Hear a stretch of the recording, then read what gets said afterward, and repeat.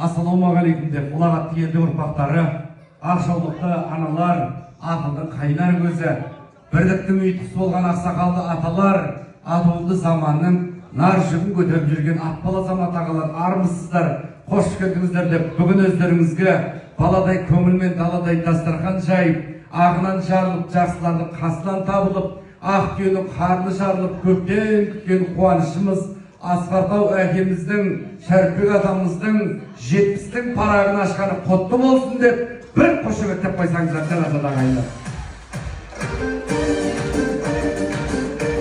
Иә, арасында ардақты ағайын, құрметті жақсылар, біз әдетте ата-ананың ұлға қызға жасаған тойын көреміз да, бірақ біз ата-анаға деген ұлдың қыздың тойын сирек кездестіреміз.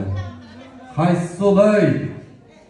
Сәл жай, қақпақ аузынан қазан